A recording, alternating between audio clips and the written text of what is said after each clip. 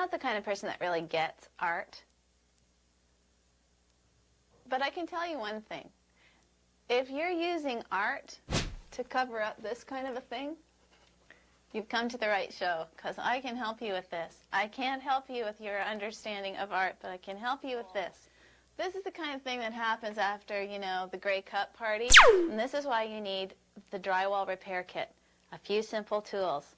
Now, drywall has come a long way in the repair department. Now they're producing these, what they call wall bandages, which I just love. Look at this. They're kind of self-adhesive things. They got a wax backing, and they actually they stick. And what this saves you is a lot of trouble. You'll soon see how much trouble it does save you. And then they've got these other kind, which have a metal backing.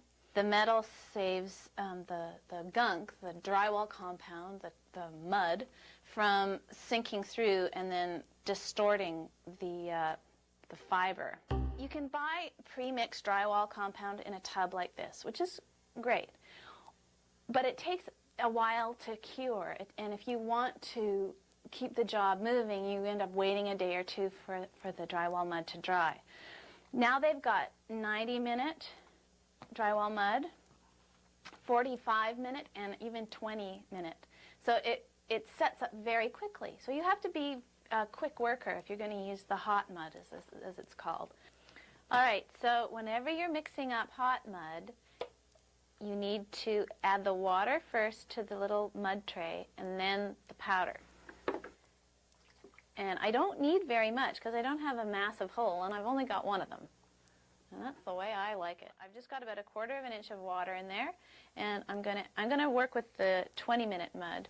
So I'll shake some on to the surface, and this stuff hardens to pretty much a rock-like consistency pretty quickly. So you've got you know, a very finite amount of time, and it takes about 2 minutes of actually working with the mud to get it to the right consistency, to get all the lumps out of it.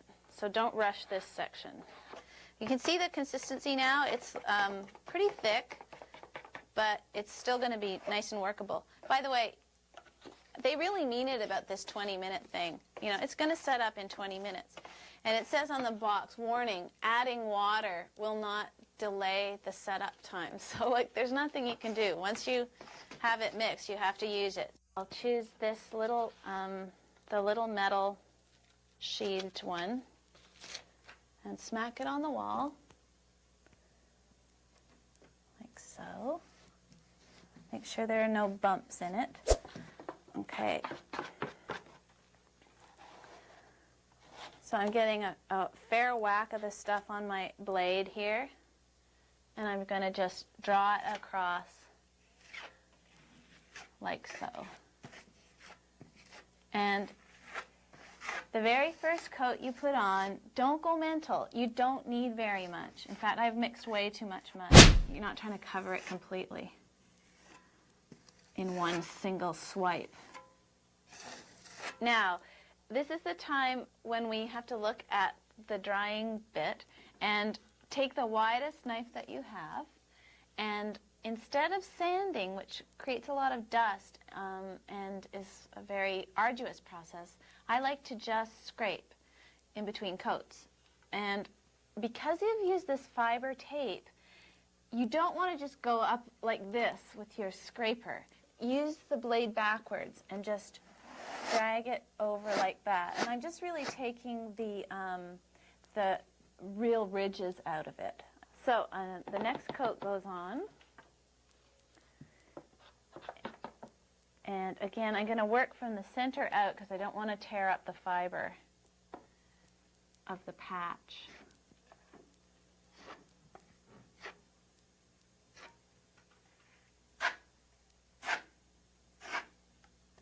Okay, so I've mostly got enough mud on now, but rather than keep working with this little narrow blade, I'm going to switch to the bigger one, because watch this, it really flattens things out nicely.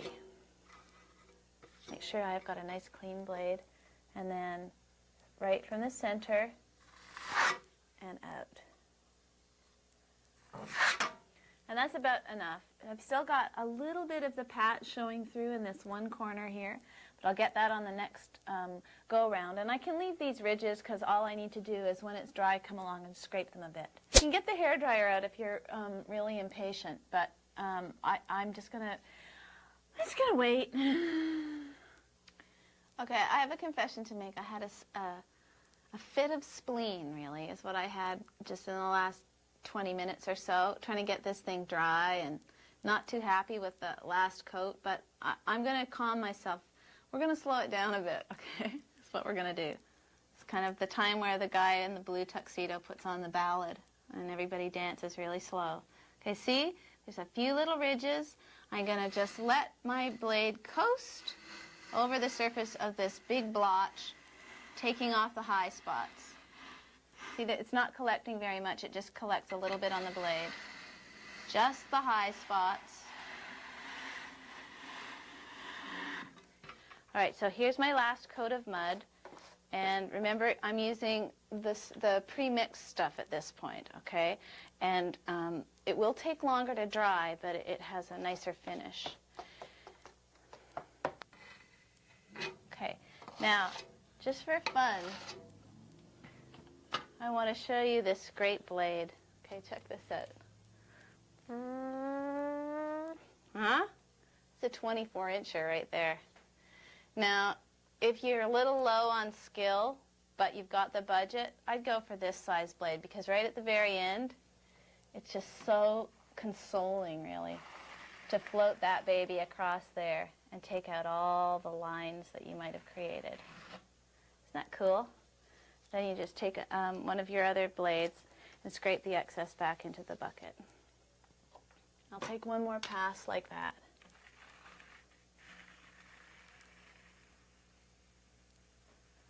Woohoo! Okay? Now, don't overwork it like I do, which is just my nature. Let it go, because the next step is to take a sponge like this, once this is dry, and we'll just smooth the whole thing down, and you'll barely be able to tell the difference between the flat surface and this surface. So all you would do with the sponge is wipe it over. I don't quite have it damp enough, just a second. You wipe it over the top coat and it takes out any little imperfections. It's like sanding, only without the dust. And of course it isn't quite as smooth of a finish, but it's pretty darn good.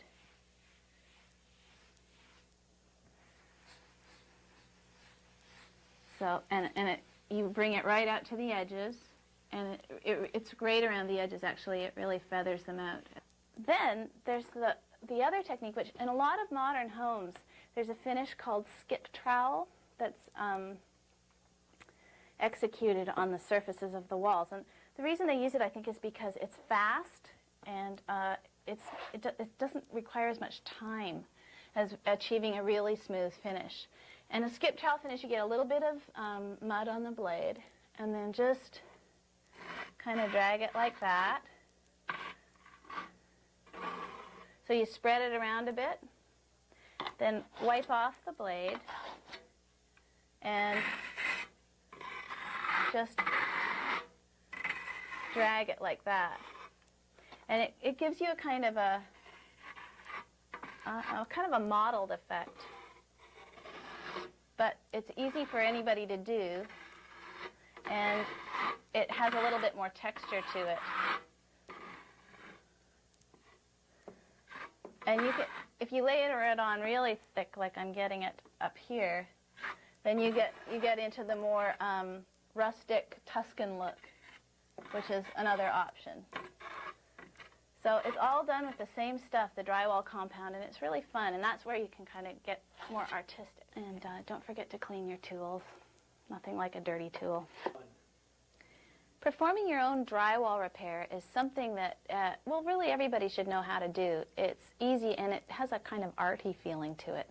It's a little irritating if you're new at it, but just get the right tools and stay with it.